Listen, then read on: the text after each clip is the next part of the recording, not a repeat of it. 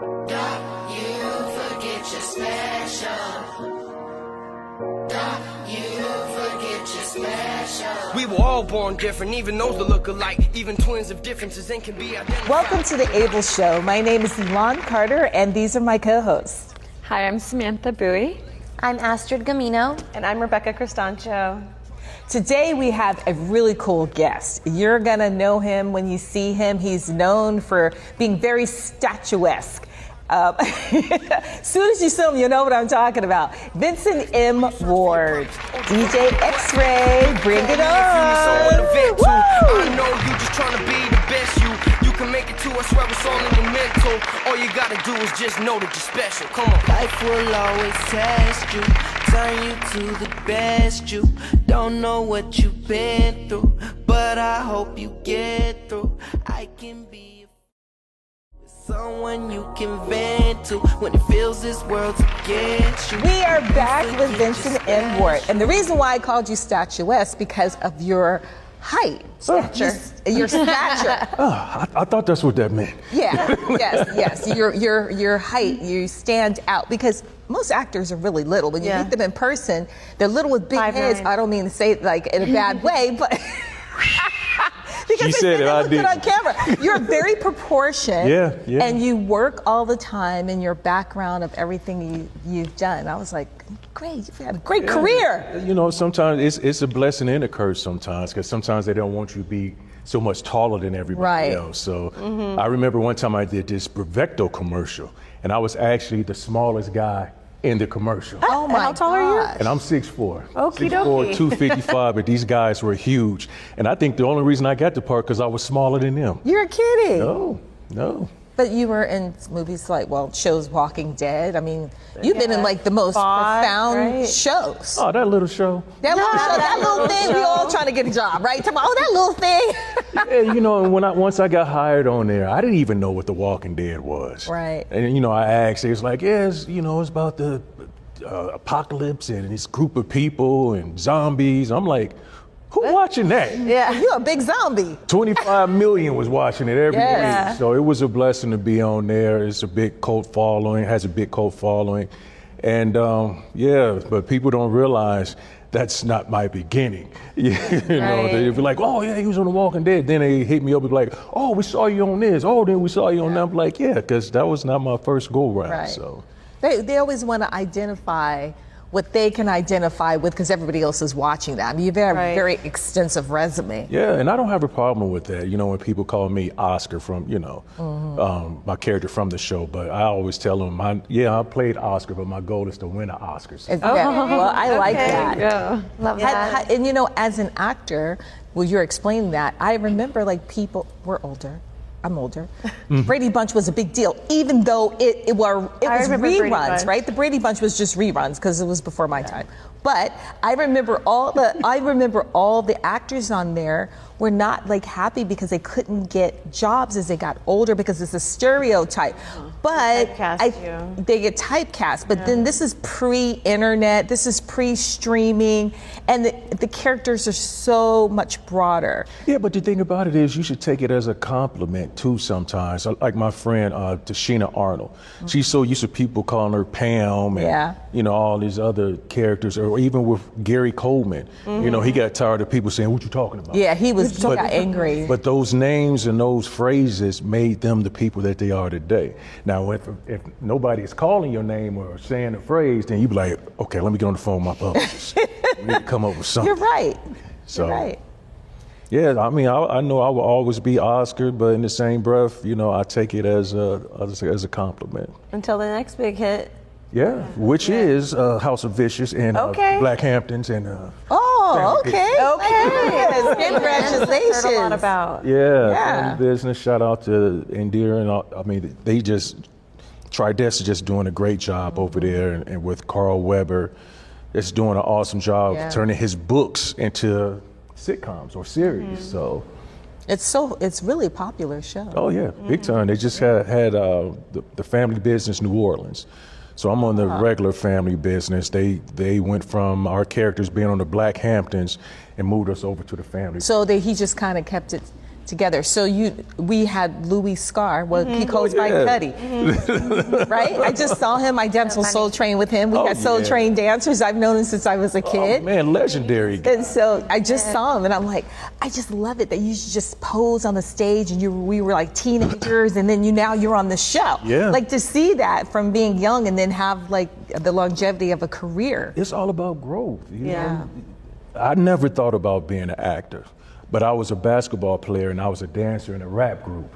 And we were the rap group that opened up, for the MC Hammers, the Public Enemies, to, Special Ed, Salt and Pepper.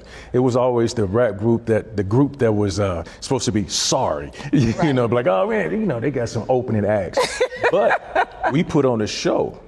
I was a dancer, like again, I'm 6'4", and my dancing partner was 6'5". Yeah. And we would win every dance contest in the Midwest. Everyone. Oh, that's right. You're from Ohio too, right? How come you guys weren't on Soul Train? Because we were in Ohio. But my goal, I remember I was Terry Cruz's personal stand-in for years on Everybody Hates Chris. And one day I missed work, and it was the episode of Soul Train. Oh man! So you keep coming that close. Oh my goodness! When I tell you, I was so disappointed because my goal as a dancer was to always be on Soul Train. Hey, and you could have just, you know what, Louis would tell his guys, because I heard this the other day from one of the guys, he goes, you know what, just pose. Guy was like, what can we do? He had a dance partner who was a friend of mine. He said, just pose. But he got so famous for just posing, and we never thought about it. And we were always trying to watch the other dancers and see what they were doing. I was so young, I would try to emulate everybody else. But why did I think of just not posing? I think everybody, if you were a fan of Soul Train, you should go on YouTube and watch the old Soul Train. Yeah. I mean, because now they're doing like interviews of some of the old Soul Train dancers.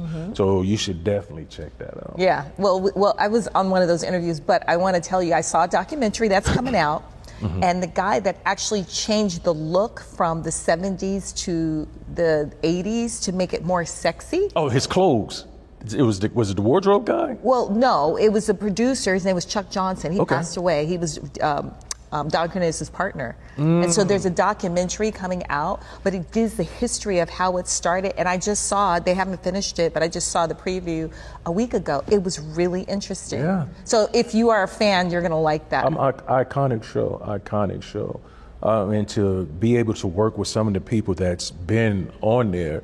I've worked with Tretch. We were on tour for New Jack City for 2 years. They had turned the movie into a play with Jakarius Johnson, and to work with Snoop in a play, Redemption of a Dog, and Big Daddy Kane. It's just people that I've looked up to over the years, to be able to work with them, and then for them to respect what I do.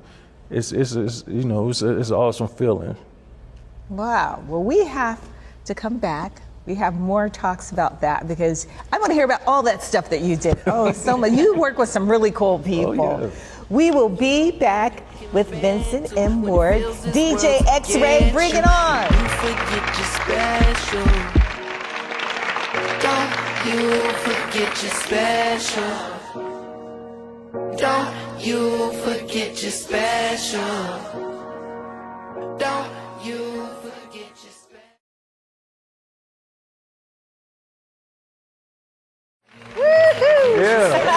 Hey, you are special, and don't forget it. And dance, but even when everyone neglects to mention. Party, the ladies run this motherfucker. Yes, it's our house.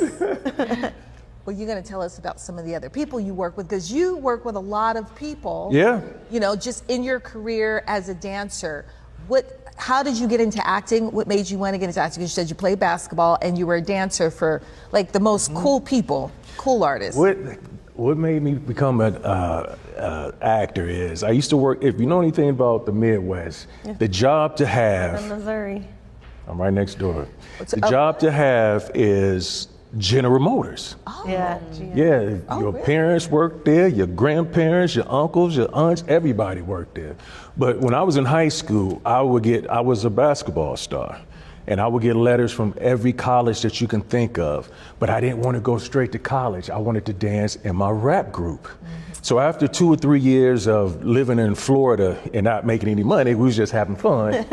I got a call from a I coach to come back to school in college to play basketball. And I went, and then one summer, I ended up getting a job at GM.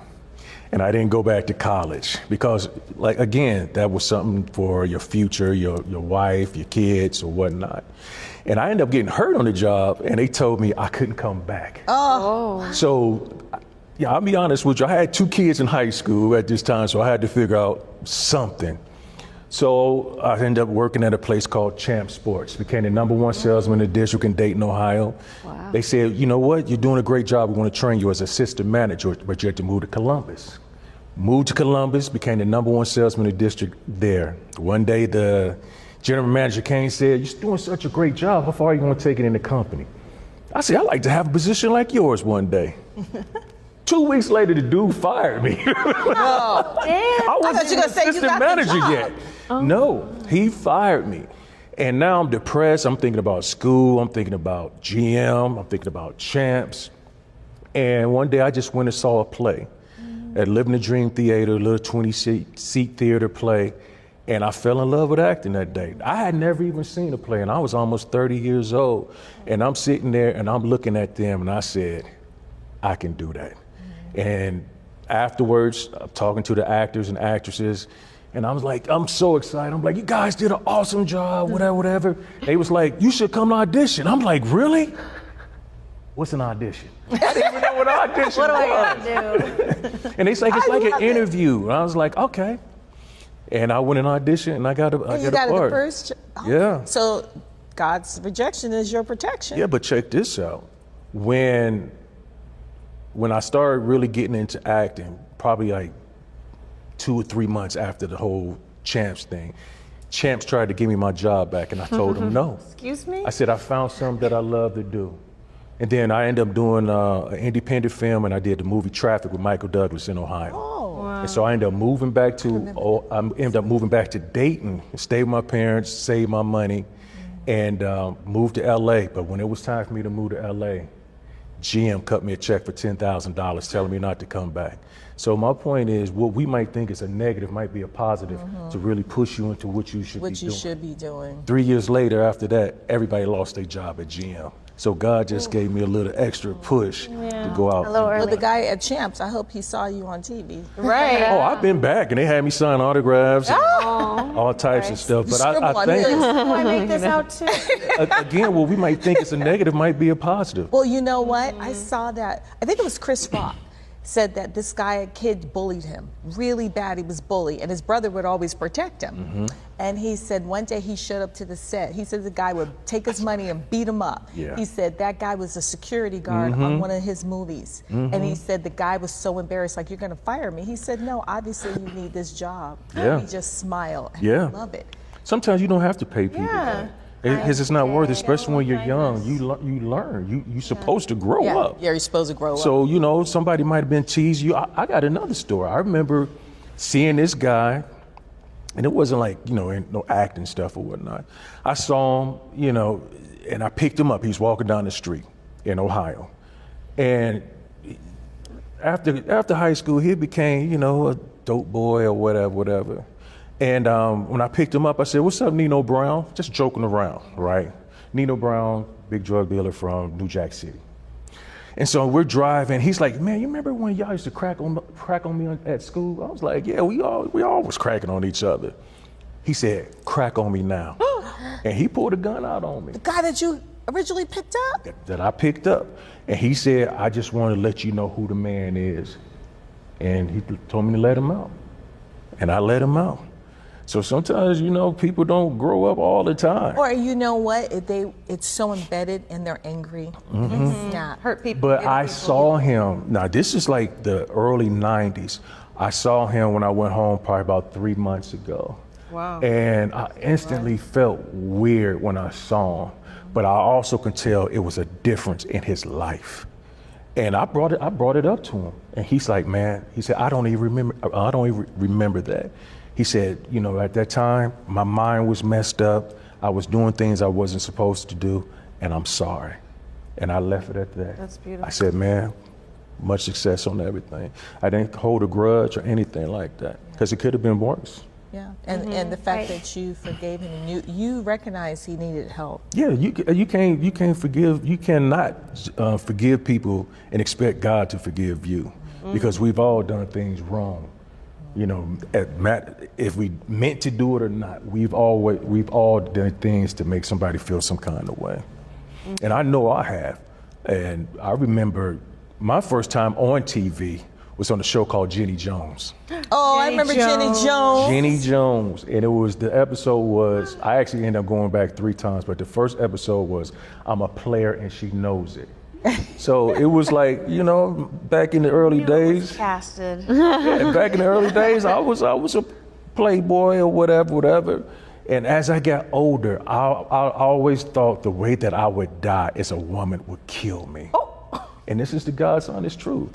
And I had to shake that thing off, because I'm like, you're not the same person that you used to be. Yeah. Right. Yeah, You know, evolved. you got to forgive yourself. If these women have forgiven you, you have to forgive them too. I mean, you have to, you know, let it go. Yeah. And it's the whole thing of, okay, Lord, I'm letting it go.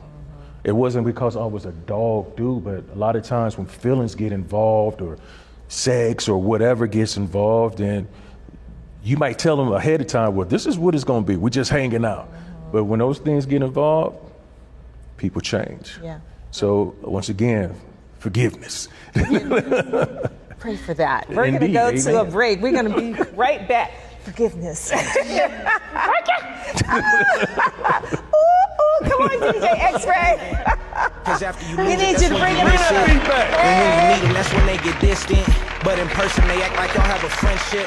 Just remember that they make their own decisions, because it's their life, just like it's on a lie. You We gotta are do more. back, and we're Just talking think about aches and positive, pains, because we got them to always move dance. forward. When you feel like you're falling But you off, still look good. Whatever you were doing, it was good. You know, I you still got appreciate it. it.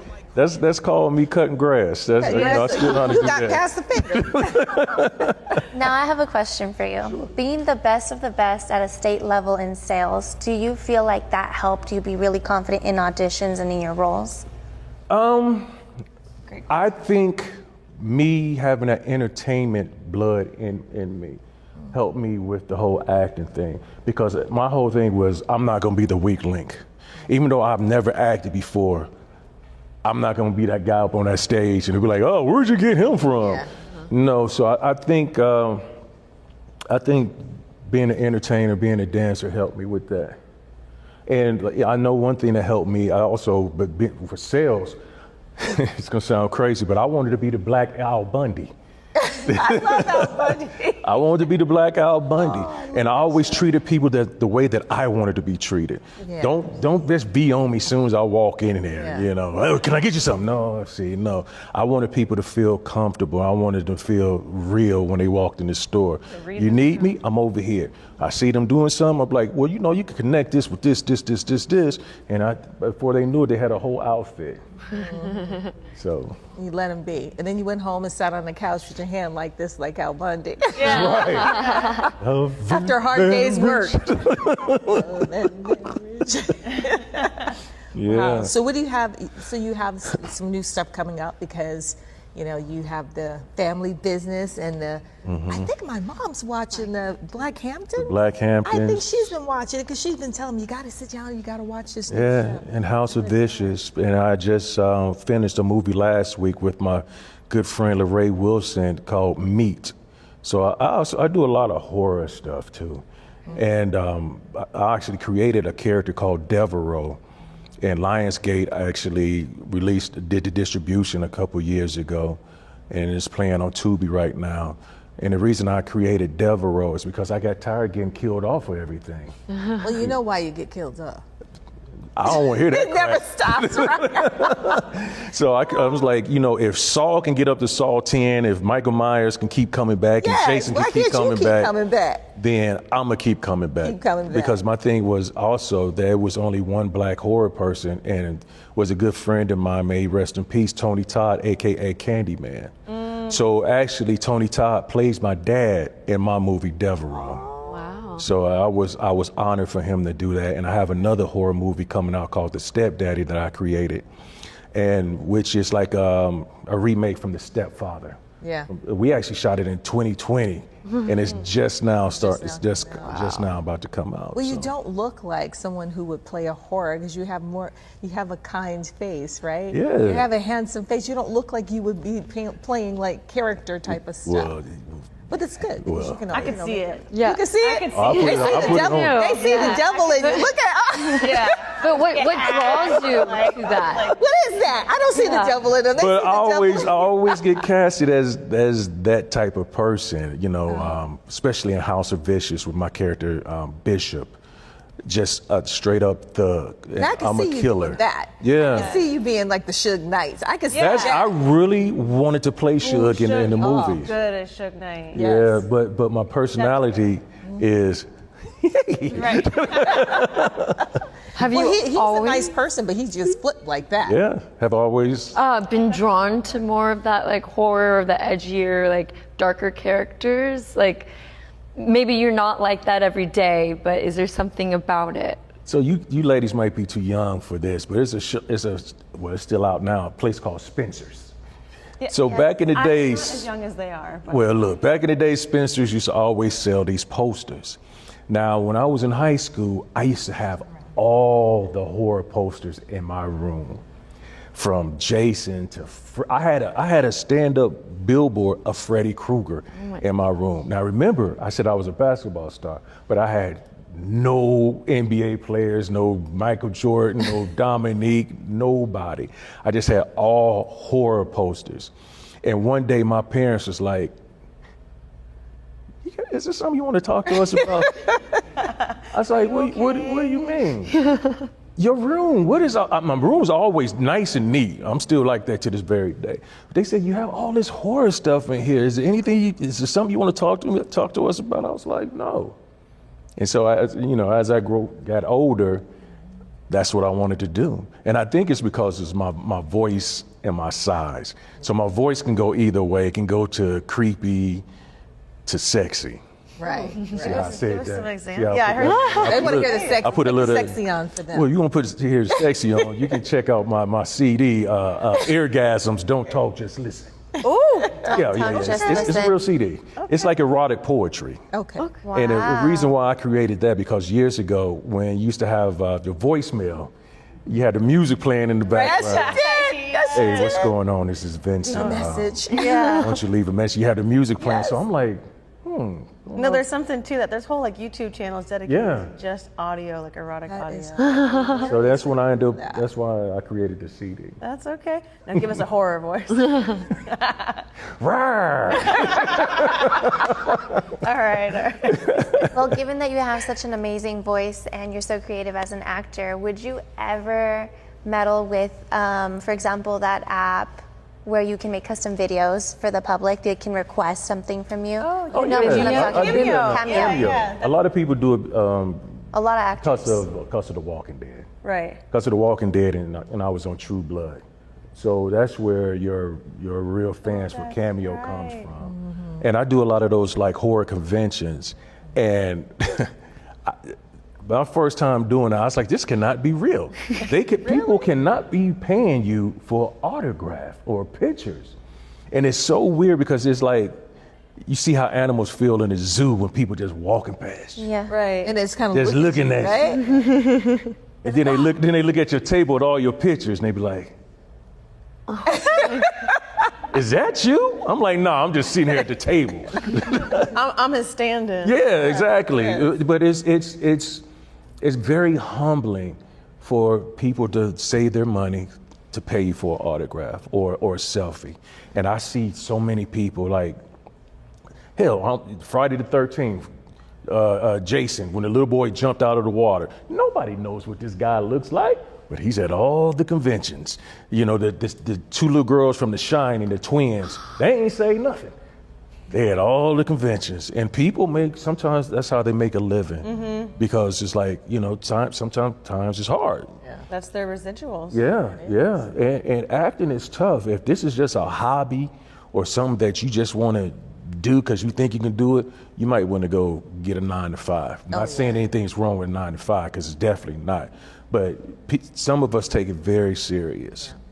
And when you come and you're not prepared, then, you know, we get offended about that. And I'm the type of person, I'm not going to be disrespectful or anything like that. Because you take it as a disrespect. But I'm going to pull you to the side and be like, hey, you know, why you don't know your lines? Right. You know, how did you even get here? Well, sometimes people are intimidated and nervous, so I get that. But if you're not prepared, that's, Everyone's time. I remember a guy working on Everybody Hates Chris. He was Chris Rock's friend, but he would always have a part, and he would always have a part that's by himself. And I remember like the grips and the lights and the sound people would make bets on how many times this guy would mess up. Really? And he's in the scene by himself. But it's just like, I understand it's not what you know, it's who you know. But in the same breath, it's like, why would you do that to somebody that you know? Right. And you don't even know anything. There's working actors that pay so much money, right, who would wish just to get a couple of lines. And you basically blow the opportunity because you know someone, you take advantage of that. Or when somebody, I understand people don't really know the business. Or when somebody be like, hey man, I saw your little part. My little part. But my son's in the industry, and he said that to me the other day. He said, someone said, oh, I saw your little debut. He goes, I was offended my little debut. Yeah. I'm doing pretty good. They're not doing it. And I was like, well, maybe they didn't mean it like that. That's exactly what he said. But he thinks that's a little dig. Yeah, to me, anytime somebody puts little in front of something that you're doing, that is a dig. Or they don't respect what you're doing. Or they're dismissing it because there's little... Or they hating. Envy. Hate. Yeah. Mm-hmm. Oh, I saw your little part. You know how many people I had to beat out for that little part? I'm not little, smack them. Ain't nothing little about me. I just be like... I'm not a little guy. I don't know why you said that to me. Yeah. But we have enjoyed you being here. This has been so much fun. There's so much. We're just going on and on and on. Thank you. How can we find you? How can everyone find you? We know how to find you because we brought you here. But how can everyone else find you? I keep it simple. Vincent M. Ward on all platforms. Not Vincent Ward, Vincent M. Ward. M. Ward. Yeah, he's a different man because he contacted me when I first moved here. Oh, really? And told me that I need to change my name. Oh. So this is for you, Vincent Ward. Vincent M. Ward.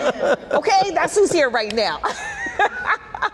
And congratulations to you ladies. Second season. This is awesome. I love the setup and the questions and the beautiful ladies and all that other stuff. So congratulations. We had a great time. Thank you for sharing your stories with us and letting us get in your personal business. We will see you soon, and we want to thank you for coming. It's been such a joy. My pleasure. Now we're going to take it to DJ X-Ray. Just think positive and always move forward. When you feel like you're falling, I won't let you. If you ever get scared, then I'll protect you. When you feel like quitting, I won't let you. I'm saying this because to me you are special. Life will always test you, turn you to the best you. Don't know what you've been through, but I hope you get through. I can be a friend who is someone you can vent to when it feels this world's against you and you forget you're special. Don't you forget you're special. Don't you forget you're special. Don't you forget you're special. Don't you forget you're special. You know some days of life will play the villain right.